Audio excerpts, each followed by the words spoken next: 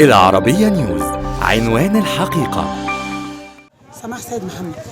دلوقتي جم حصرونا في الحصر، وجم طبعا بعد الحصر قلنا بالورق وقالوا لنا دلوقتي عايزين قيمه ايجاريه لو عشان شغلكم، او عايزين بدر او 6 اكتوبر.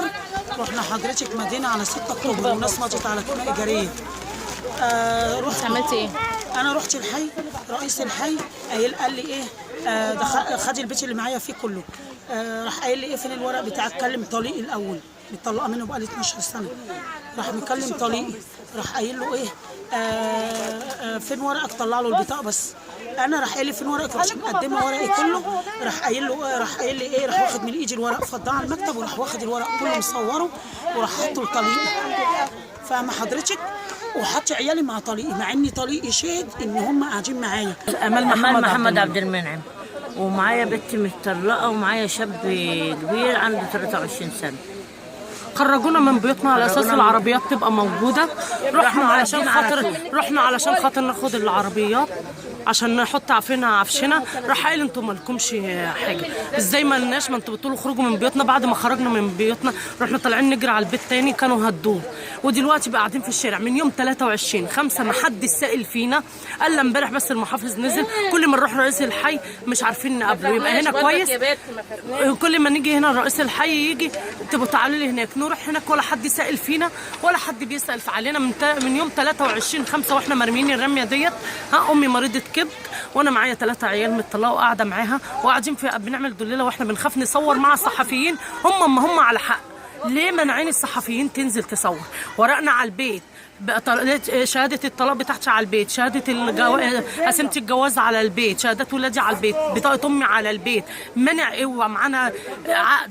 ليه انت مانع؟ انت ده الريس قال وعايشين في الشارع. احنا عايشين في الشارع، ولا اكل ولا شرب ولا حسنا بعيد ولا برمضان زي اللي بيعيشوا. فاتوا اسره واحده بس، واخده بالك؟ فهم كل بيت لو فيه 5 اسر يدوا منه اسره او اسرتين، والباقي ما تعرفيش هم فيه، واخده بالك؟ فما ينفعش كده. يعني انت بتصفي لصالح مين؟ نفلة حسين عادي. رحت اكتوبر ودوني طلعوني من البيت، واخده بالك؟ اول ما طلعوني قالوا لك ايه ليكي شقه والجواب اهو.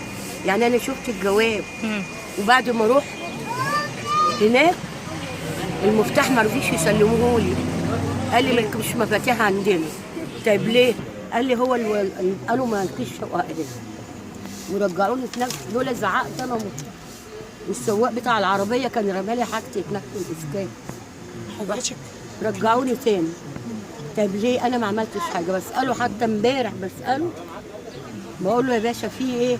قال لي اصل انت ليكي شقه في العتبه. بل بذمه ربنا لو انا ليا اوضه في اي مكان هنام النومه دي يا بنتي. انا واحده عندي القلب، واخده بالك؟ اهو عامله اشاعه اهي، وري اهو ده بتاع الاسكان، وعامله اشاعات اهي.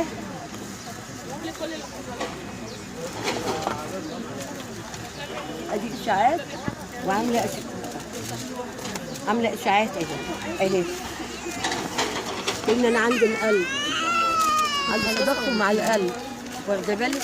فما اقدرش اتحرك واكلمه. بتطالبي بايه؟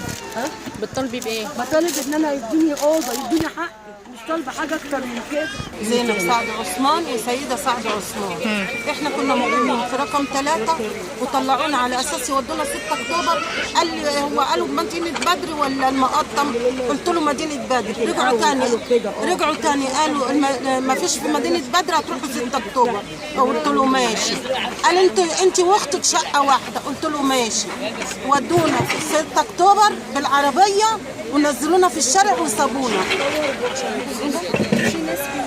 سامعاني يا بنتي؟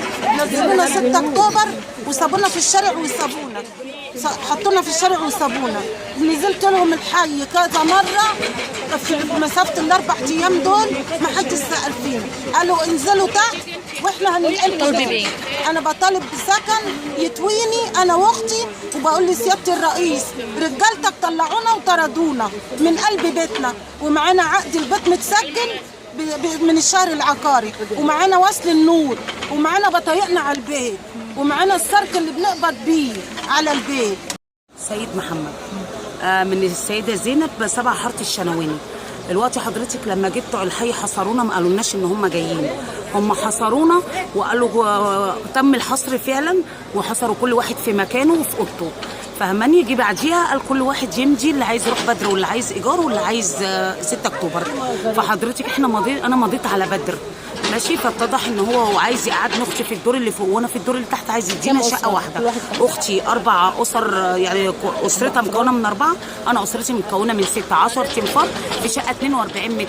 انت حضرتك دلوقتي لو بتطور عشوائيات، لو انا واختي في اوضه هتديها هي شقه وانا شقه، عشان انت بتطور مش بتضم تعمل عشوائيات من اول وجديد.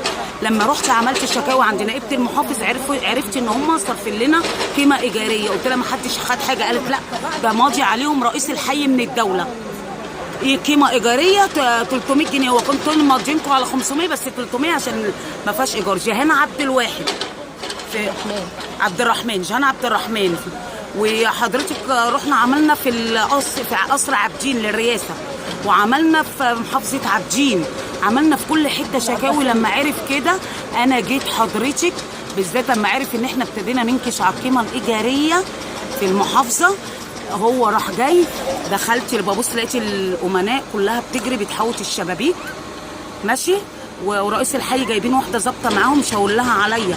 انا دخلت معاهم على اساس افضلهم البيت، قلت خلاص كده هيدونا شقه واحده، ما فيش محال، ما حدش عمل لنا حاجه ولا صوتنا وصل للسيسي، مع ان انا متاكده ان صوتنا واللي احنا فيه واصل للرئيس كويس قوي. هو قال لي الشكوى اللي بعتوها في قصر عابدين للرئيس رجعها لنا تاني عشان تعرفوا انا اللي اديكوا، خلاه واقف بيقايدنا، هو رئيس الحي.